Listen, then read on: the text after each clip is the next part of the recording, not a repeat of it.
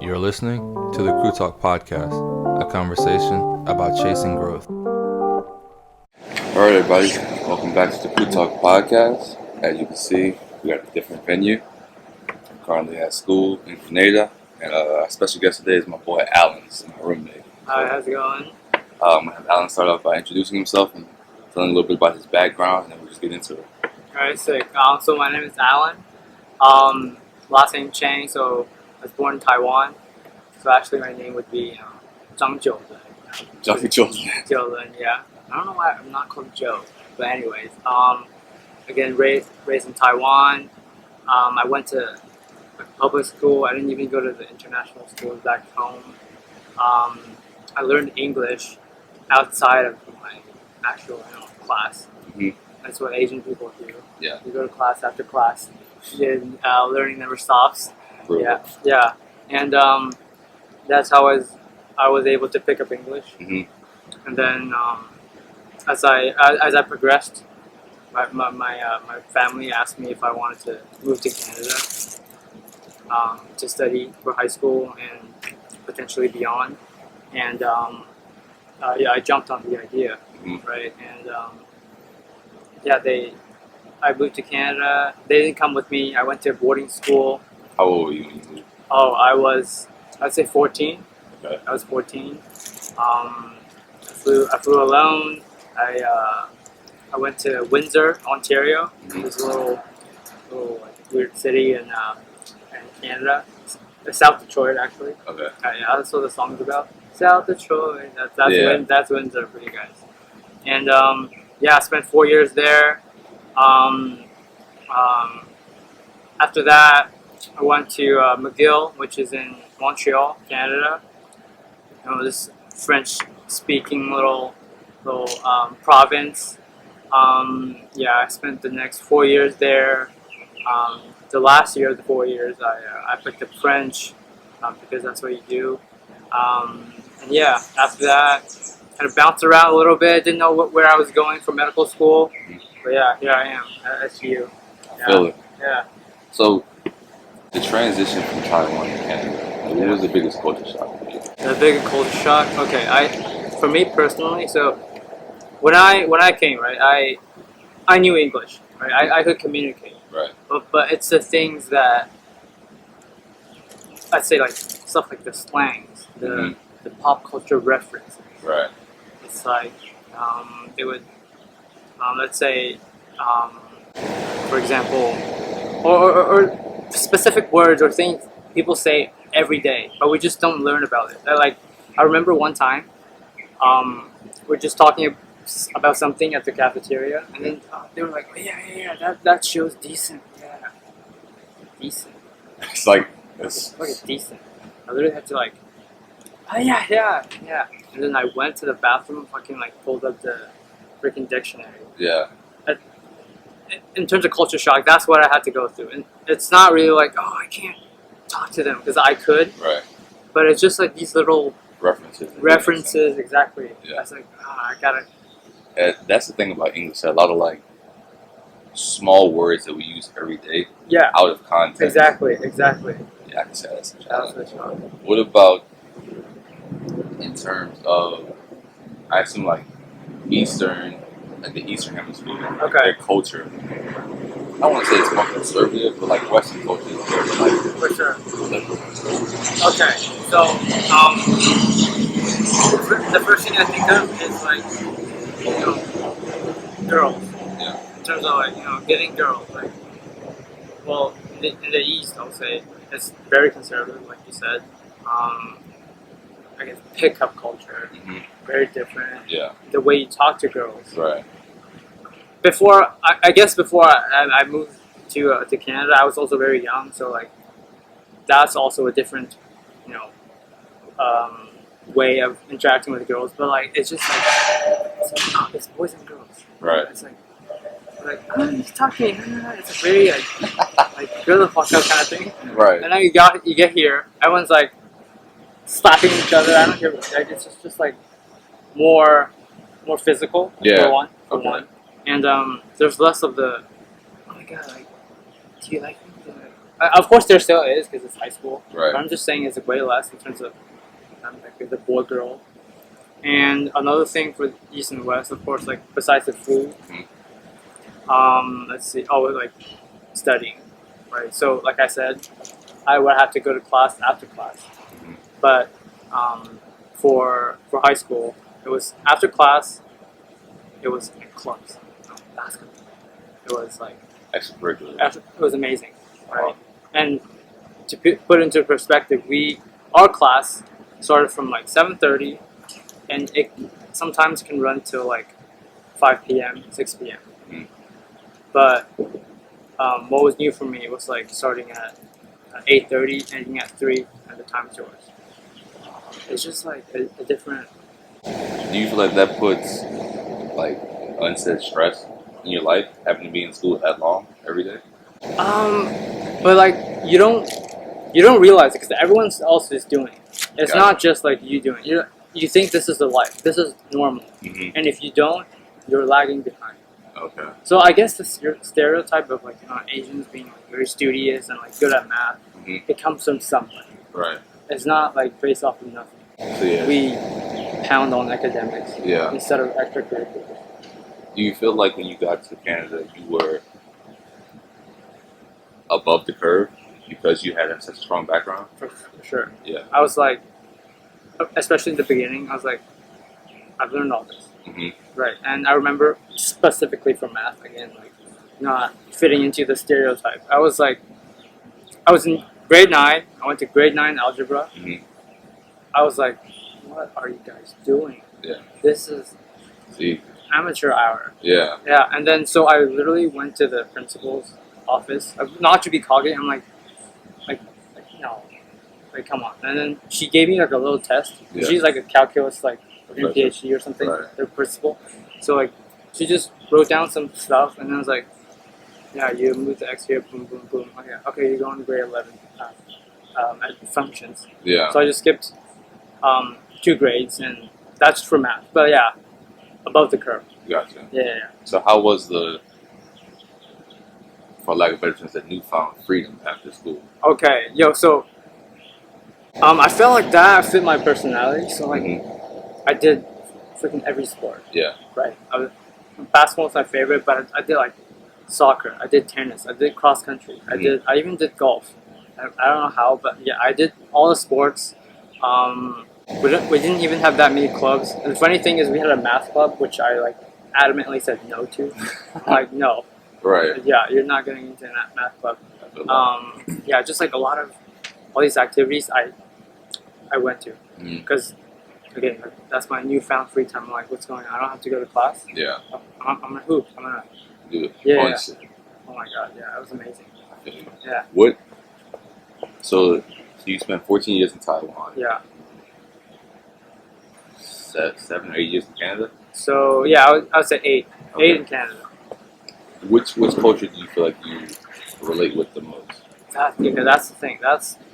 I don't know if it's like a good thing to say, but anyways, I'll say it. It's just like I feel like the Western culture is what sounds weird to say, like identify with. Yeah.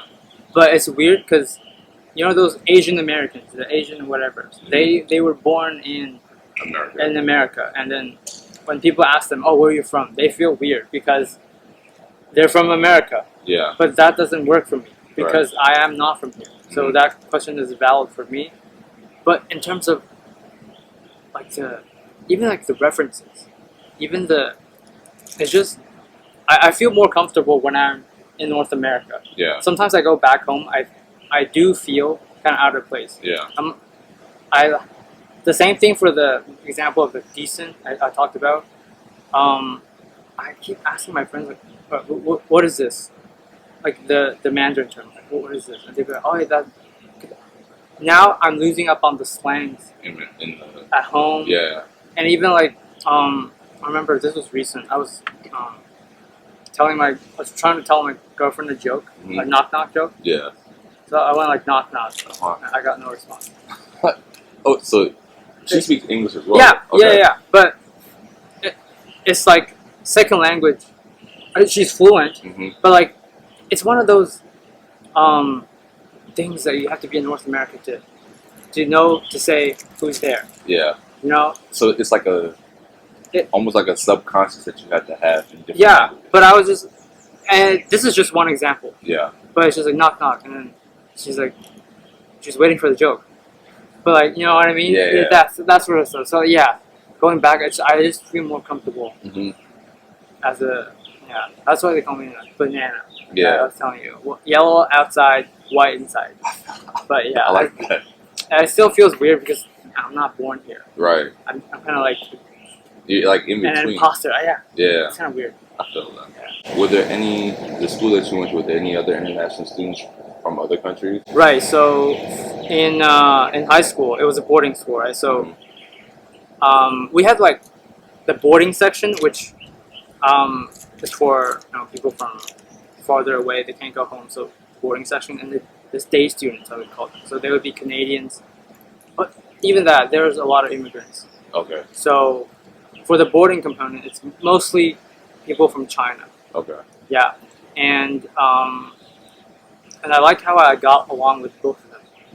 Because usually with the school, it's like there's like a division. Because Chinese kids, again, a stereotype, but kind of true. They form these cliques because they're more comfortable, right? Yeah. Talking Chinese with their friends and like hanging out.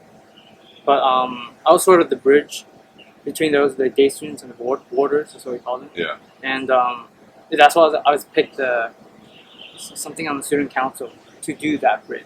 Okay. Like Sort a of little thing. liaison. Yeah. Gotcha. Exactly.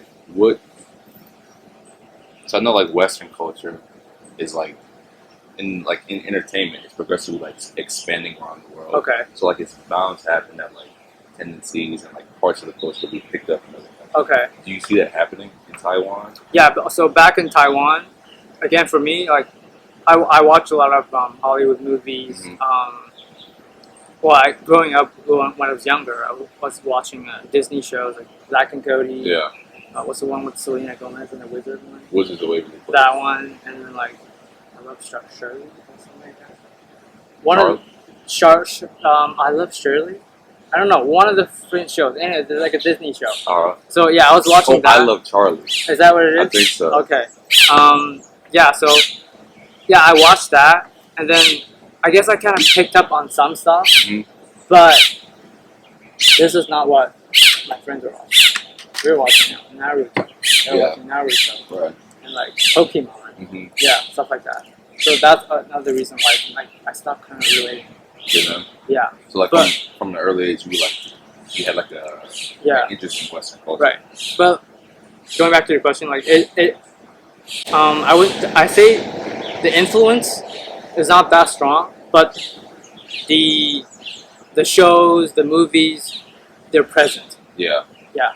They're like an option for you, but it's not changing people's lives. Gotcha. Yeah. So for like the Western entertainment, is it like dubbed over in Mandarin, or do they just have subtitles? Okay, so I'm speaking for TVs. There's like a mode you can change, so you can change it to the dubbed version or the original soundtrack version. So my mom, because since I was like learning English, she would prohibit me from using the dubbed version. Just listen to the original. Yeah. So that's what I've always been doing, and I got used to it. Yeah. So I guess it probably helped me with my listening, but most people, it's dubbed and subbed. Yeah. Yeah. Okay. So they're not learning English with that. Gotcha. But the show is, yeah. So did your parents, like having a second language, for like English, for example, like doing that after school, is that a new thing for this generation, or like did your parents do that as well? No, my parents did not do that. At least, okay, for English, it's a new thing. But school after school, we call it like 补习班, that's what we call it. 补习班. I guess, have you heard of cram school? It's just like tutoring. But in the classroom setting with like a few others. So there's one teacher, and maybe like you opt into I want to I want to work on my math. So the teacher will kind of reteach the curriculum that was taught to you in your public school. Yeah. Because most students from the area, although different schools, they use the similar textbooks. They use similar material. So they can just review, go over the material again, and then test you again. Yeah. So when you go to actual school, you perform better. Right. That's the point of cram school. Okay. That existed in my parents' generation, but like for English, not really. No. And I guess I think my mom's hoping that's because her English is not that good, and she kind of wishes it was better because in her line of work, she feels that it's very important, and that's why she wanted me to be good at English, and not, she said, in her not be like her. Yeah. So since they didn't, I'm assuming like you credit that to your fluency. Right. What did your parents do to learn English? Or did they just learn it like through you? So like I said, I learned school outside of school, but in school they also taught English. Okay. But the funny thing is, we started ABCs in grade 1. So come on, like how late is that? Yeah. You know what I mean? Like remember I don't know. So in the Western culture, ABCs are like, I don't know, when you start walking. Exactly. You go they started in grade 1, That's elementary school. That's still rather early. Right, but then look, it would be like for 1 week it would be 3 hours of English, and if you start grade 1 ABCs and you do 3 hours of English every week, how far can you really progress? Right. Looking from the standpoint of not having any foreign language until 8th grade, Okay. I feel like that would put me so far ahead.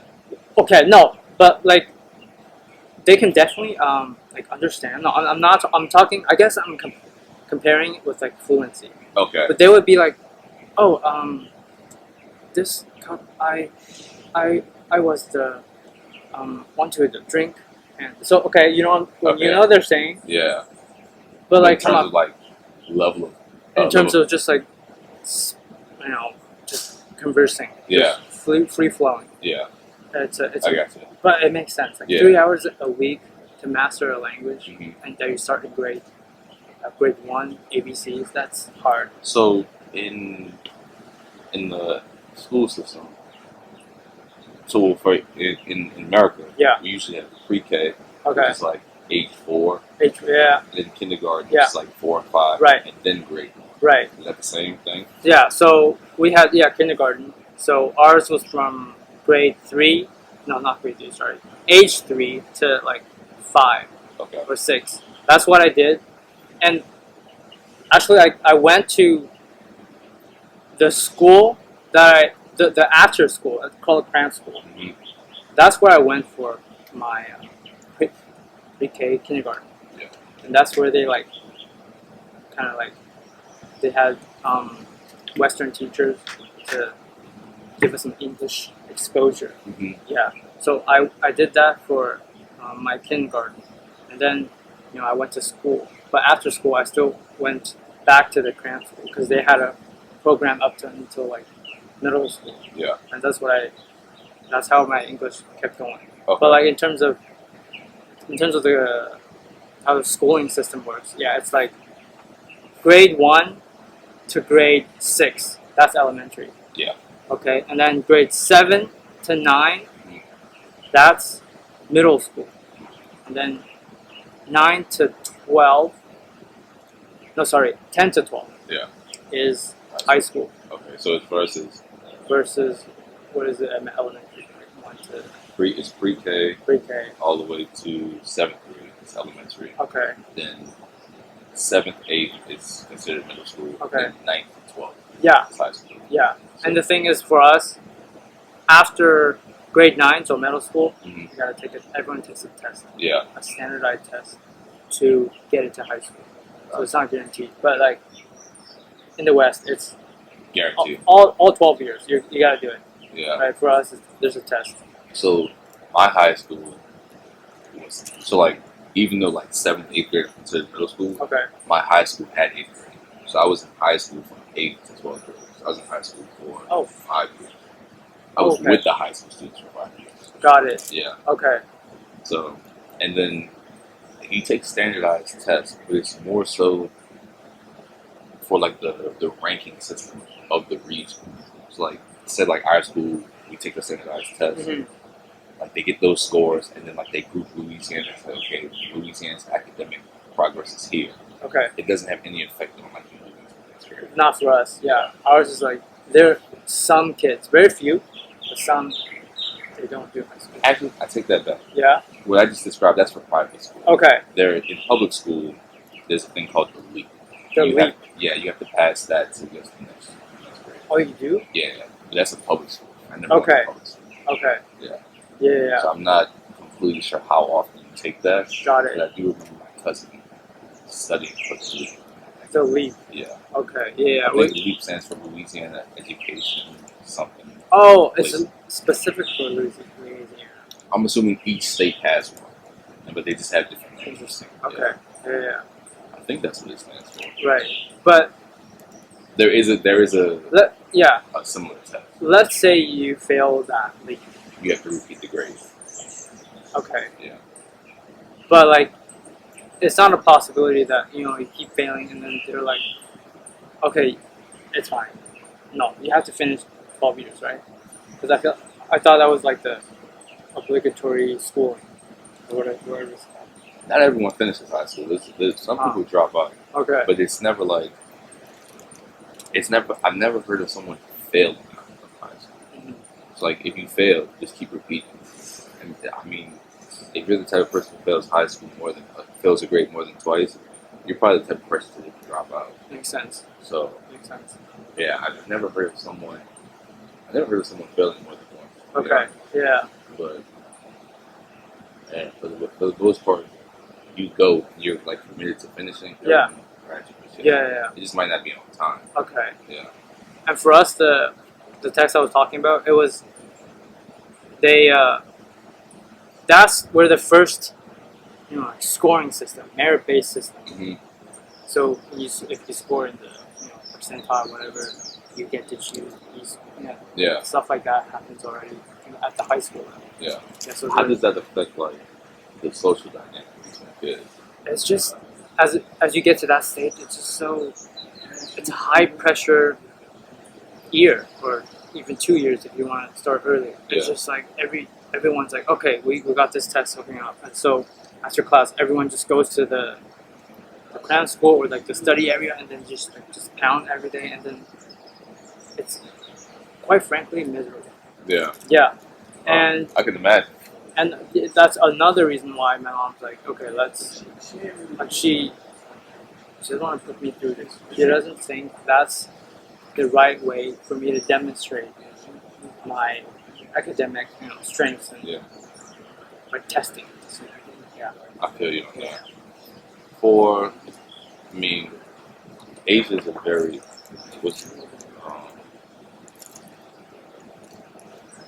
I guess monotonous. Like there's not very much diversity. In terms of like race. Okay. Did you see many like international people who migrated to Taiwan? Okay. Not that much actually. Like, of course, there'll still be a few. Mm-hmm. I remember when I was younger. Sometimes you'll see them at Starbucks. Yeah. My mom's like, go touch. Yeah. To like. Then practice the English. Yeah, and I would always be hesitant, not because I'm not comfortable with the language, but okay, this was like when I was like grade 1, stuff like that, and then not because I was unwilling to use English. It was like it's talking to a stranger. Yeah. And just saying, and they're adults. Right. And just hi. Like what? But my That's mom was very just awkward. like, go do it. And then sometimes I remember I did it a couple times. Mm. Yeah, the conversation went well, but going back to the foreigners, not that many. Not really. Yeah, and when we see one, it'll be like, Yeah. that's how rare it is. Uh-huh. So they would definitely not be in school with you. Yeah, because like look, in America, you see an Asian, you won't. Right. If you do, you're freaking racist. Yeah. But yeah, you think it's American or like?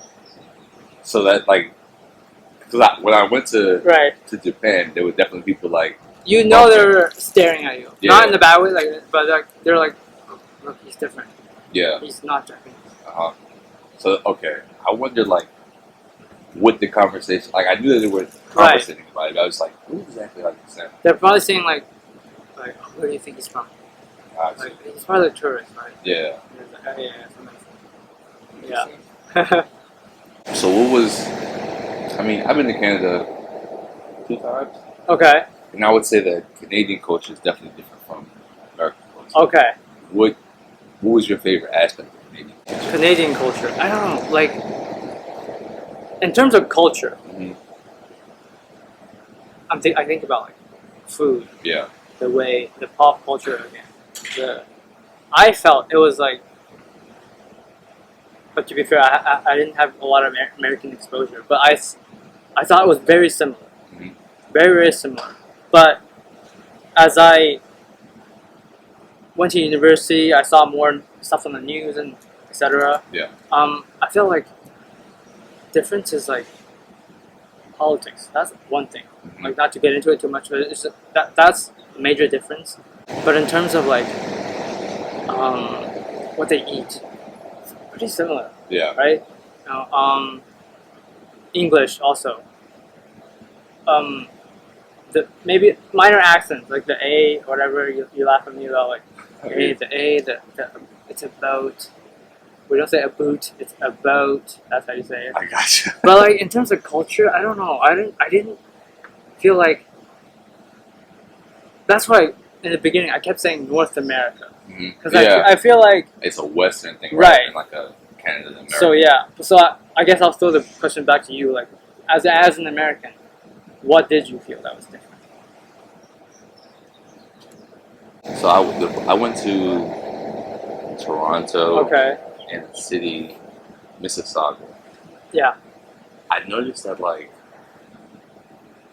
there was like a very genuine like kindness that strangers had. Okay. And like they were, so like I was with a team when I was up there. So like they were, I mean, if you see a team, you can be like, oh, who are they? But like these people were like, they walked up to us, they're like, how do you like Canada? Like they were like very like Okay. intent on making sure like we had a good opinion of the people. Okay. In America, like unless you're like a star, like people walk past you and really not give a damn. Yeah. So that I can definitely agree on because back home it's just you go through a door, you freaking hold it. Right. You just hold it. Yeah. And then it's stuff like that. You, let's say you're you're sharing a table with someone. There's a conversation. Mhm. But yeah, I feel like in America, again, I haven't been that many times. It's like they keep to themselves unless they have to interact. Yeah. In general. There were a few Canadian people that I went to college with, Okay. and like It's so they nice. were so nice. They're just like, yeah, very polite. Yeah. Yeah, I agree. Okay, so Yeah. for The my politeness. yeah, that was my. I'm Yeah. assuming there's more to their culture, but Right. like, overtly for someone who just like passed through for a couple of days, Uh-huh. like it was noticeable. how Okay. nice people were. Okay. Yeah. Yeah. They're more willing to just talk to strangers. Yeah. Well, that's for one. Yeah. Yeah. I feel like. What did you miss from Taiwan? When I left, okay, so this is how I'm a little different because like, I went to boarding school once. A lot of Chinese students. We had like 4 Taiwanese students, Mhm. but most of them they're like, oh, I miss home. Yeah. Like, Just the overall. right, but I didn't get that, Yeah. which is I don't know, kind of bad because I'm the only child. Yeah. And like, come on, like, but I don't know. I just didn't really feel like, oh, I want to go home. I'm like, yo, this is so sick. Yeah. I'm freaking excited. I feel you on that because when I left home, like a lot of my friends, like even though they went to college, they went to like colleges in Louisiana. Yeah. So like me going to Connecticut was like it Was I mean, far. yeah, it was a culture shock just because like in America like there are different cultures based on the states. Yeah. So when I was in college, I didn't miss home either. You didn't, right? Not at You were all. just like, okay, you're trying to like do stuff now. I went to enjoy the entire 4 years. Exactly. Yeah. Yeah. But like, in terms of the little things, maybe the food, because Yeah. Okay, I want to eat this. I want to eat, Right. you know, fried chicken, like whatever. Yeah. But in terms of like, oh, I'm missing the like reminiscing, like Mhm. that stuff, I didn't really have that. Gotcha. Yeah. That makes sense. Yeah. I definitely feel you on that. Yeah. 'Cause it's also like, I mean, I left home at 17, 18. Okay. You left at 14. Right. It's still a significant amount of time spent. Yeah. So it's like, what else? It has more to offer. but, Right. like, for someone at that age, it's like, okay, I've done everything. Mhm. Next, exactly. Yeah. Yeah. I feel that. Yeah. So, if you had advice to give to another student, or not even a student, but just someone like moving to a different country for whatever reason, what advice would you give them? Okay, so first of all, you gotta think about the language, right? Mhm. You obviously you want to be able to just communicate Yeah. at a basic level. We're talking about like moving, not like just going on a vacation. Right. Like moving, you want to settle there. Yeah. So of course you need to be able to communicate. Like, oh, I want a Subway, I want Spanish, I want like that easy Mhm. stuff, right? But then, from my experience, again, now comes like the slangs, like the everyday language, Hmm. because that's very common, and it's stuff like if you don't understand what they're saying, that could hinder some sort of interaction. Yeah. So watch the movies. Hmm. Get the references. Yeah. Like, that's dope. What does that mean? Right. What's dope? Like, oh, that's lit. Uh-huh. What's on fire? Nothing's on fire. Like stuff Yeah. like that. Yeah. I guess, in terms of like trying to move. And then the other thing is just like, don't. Okay, you're moving to. We'll say America. You're moving to America. Don't find people of your own race and stick with them. If you want to do that, just go home. That's what I think, right? Yeah. Because like, It takes away from the right, experience. that's what I did for boarding school. Like, I went, I interacted with everyone. I didn't shut out my Asian friends, but Yeah. I was like, okay. But some, I don't know, maybe it's the language, maybe whatever. But they tend to kind of like form again like these little. Clicks. Yeah. Yeah. It's like they were forming a Chinatown in school. Hmm. Yeah, and like, what's the point of moving then? Yeah. Yeah, so know your purpose of going, right? If you're going to improve on the language, definitely don't do this. If you're to study, just because I feel like just talking about a little bit about racism, it's not that common. Of course, it's still there, like systemically, all that stuff. Mhm. But from my personal experience, it's not like I was shut out of too much, or really anything that I can think of, because I was Asian. Yeah. Some people feel like, oh, they don't really talk to me. That's because you don't talk to them. Right. Yeah, all my friends were amazing. Or the Mhm. first day, like, I couldn't stop high-fiving people because they were just so nice. Again, Yeah. maybe they're Canadian. I Yeah. don't know why. I would just go into my locker and I see 5 hands, 5 of them. I just had to, blah, blah, blah, blah.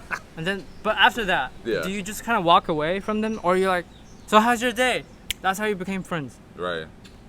Yeah. I think that's the most important thing. Just don't try to like regress back into your old habits of Yeah. who you hang out with and all that. So be willing to learn the language as much as Yeah, possible. and then to interact with the people Right. that you're meeting. Yeah. Yeah, That makes sense. I think that's the biggest thing. I think a lot Yeah. of people take a lot away from this when they watch it. Yeah, I So- hope they do. Yep. I Yeah. appreciate you being on. This is a great episode. Thank you, Tim. And we'll catch y'all in the next one.